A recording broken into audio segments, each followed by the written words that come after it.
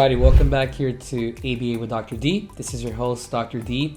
It's a real pleasure to see you all again. Today we're going to talk about another type of preference assessment that's called free operant. We've been able to cover the pair choice, the MSW, the MSWO procedures, these are all really good, important ones. Now, the free operant is a very good one. This is a one that we try to use when the individual has a difficult time with making decisions or selecting items, or when there's a lot of problem behaviors, so history of problem behaviors. The free operant is basically, where you're just allowing the child to interact with the items that they usually interact with in a natural manner. You can also put the items around them. We're going to actually watch a video of that very soon. But yeah, it's definitely a very good type of procedure that you can use, once again, with some of your clients that would need this type of preference assessment method. At the end of the day, it's very much about, figuring out what is a preference assessment that your specific client needs, right, in that particular moment. So up to the supervisor's decision to figure out what that is. We do have a video where it talks about what type of or how to make a decision about the types of preference assessments that we could be selecting for the clients we work with. Okay, so a couple bullet points right here. Once again, there's a variety of different preference assessments. The one we're going to talk about is the first one, which is a free operant. The paired choice is one we already have a video on. Multiple stimulus with replacement, multiple stimulus without replacement. Here just says that your supervisor will determine which type of preference assessment is most appropriate for your client. Preferences can change quickly, so you will conduct several assessments during each session. So you're going to be able to run a couple of trials throughout the session. Okay. Here's a quick breakdown of free operant. So basically, the first bullet point says that observing and recording what activities the target person engages in when he or she has unrestricted choices of activities. Now, the word free says it. The individual has a choice to interact with whatever item they would like to do so in that moment. And really here the goal is to capture the MO, whatever is they're interested, their motivation for items that are currently present in the environment. So the video, once again, is going to give us a bit more information or get a better sense of how that looks. But here, once again, if there, we basically record, the fact that there's no response, requirements. You're just letting them play for, freely. All stimuli available within sight or reach. So there's, enough items here. So for example, there's this cute little unicorn here that I have. So it has to be within range, for the person to be able to reach out to. So here's some cool binoculars.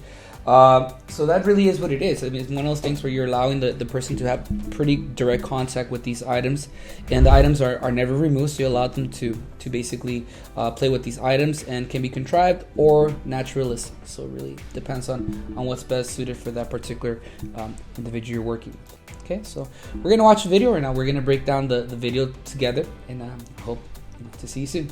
All right, so here we go. We're gonna watch this video called Free Operant. This is one of the video models that's currently available in the ABA with Dr. D channel, so you can be able to watch this video independently. So what we're gonna do is we're gonna watch, once again, this particular video. We're gonna break it down, and we can kind of observe what's going on there together. It's around 5 minutes, so hope you can tag along with me on this adventure. Okay, I'm gonna read it.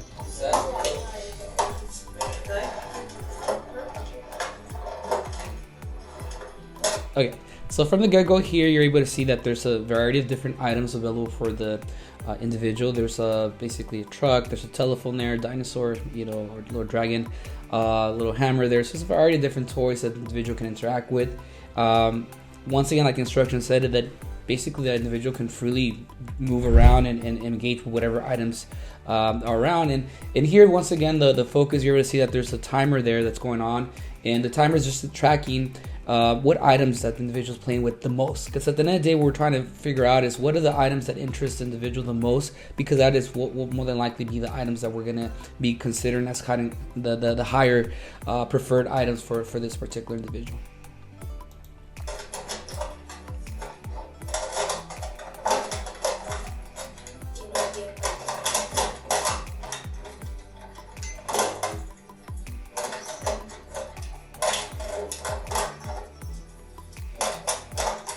So far, it seems like the minion and truck is like the preferred item here. So you see him really interested in that.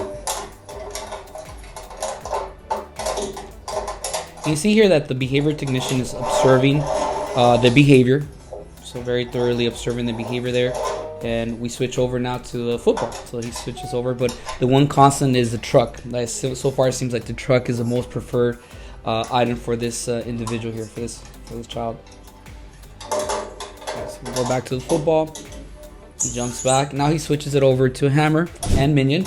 Minion is back in the place. I see he's grabbing the minion there.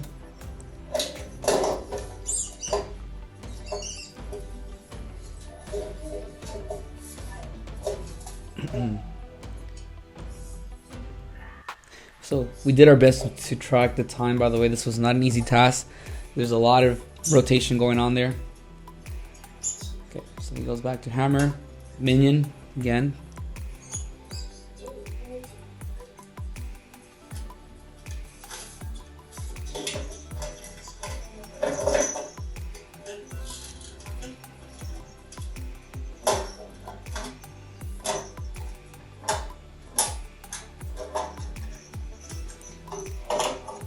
And once again, the behavior technician observes the behavior closely, documenting notes.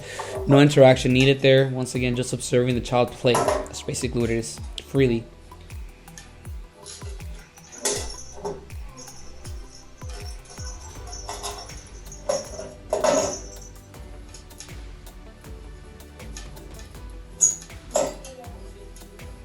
Okay.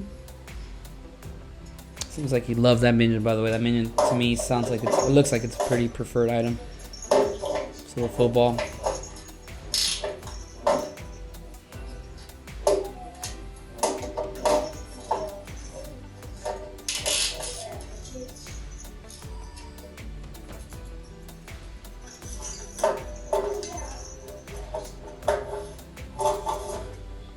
Okay, very good right there.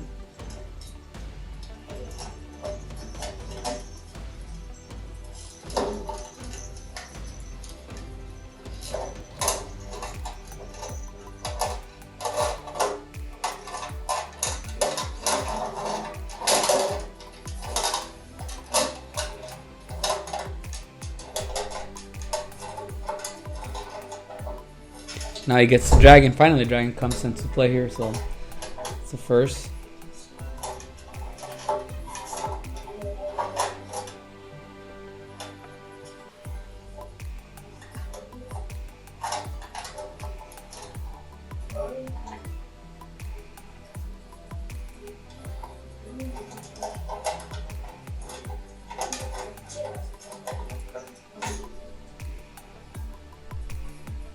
Okay.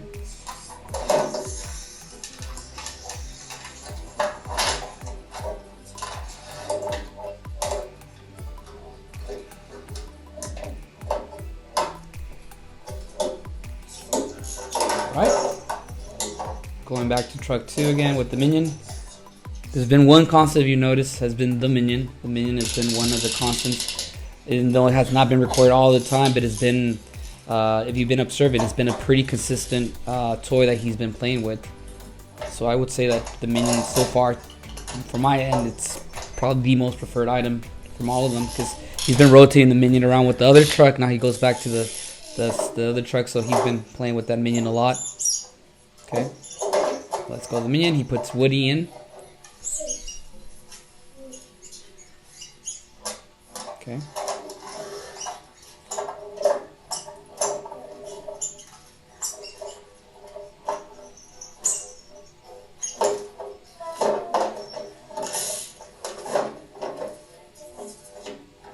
Okay, I think grab the minion there again. Okay,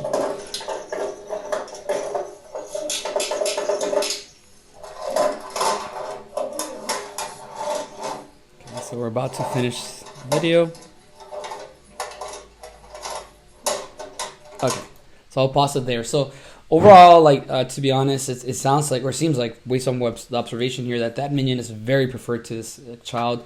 You saw that he moved it around, with different trucks. He moved around different items. So if I was, I'm observing this particular session here, I'm definitely noting that the minion is a highly preferred item for the child.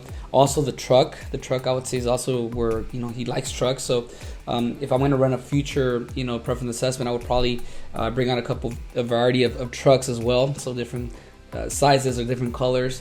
Also minions. There's different types of minions out there, so you might want to bring out a variety of different minions that the child can play with. So that's what really this does. It helps you to figure out, right, what it is that the items that they're more preferred. I think that sometimes, as when working in the field, we see a child playing and we're like, oh, it's just time for them to play by themselves and just to kind of give them a break. But without knowing, that actually could be a great opportunity for us to observe these kind of like behaviors where we're able to now assess reinforcers in a more natural way. So I highly suggest for you, if you're working with a client, that during those breaks specifically, see what they're gravitating towards, because that could be a great opportunity to start noting that down, and that could be considered as potential reinforcers we can use for upcoming programs, or in the next couple of sessions we can start now implementing those as part of our preference assessments. So once again, this is Dr. D. I really hope this video helped you out. Like always, it's a real pleasure creating content for you guys. I really appreciate all of those people that are subscribing to the channel, giving us likes, giving us a lot of great feedback. Much love to all of you. Like I said, it's just free content for you, for a little contribution, a little bit of knowledge that we know for the field. And just be on the lookout. We have more videos coming up. I did see that some people are asking for more videos on NET, so we got some of those coming up as well. Also, I'm going to do a bit more on discrimination training. So if there's any suggestions or any ideas you have, write a comment there, because once again, I want to make sure that we're creating content that is relevant to things you need in the today. And also, I know parent training is another area that people have been asking me about. So yeah, just go ahead and write comments. Try to give us some feedback there so we can be able to create more content for you. So once again, thank you so much. I'll see you soon.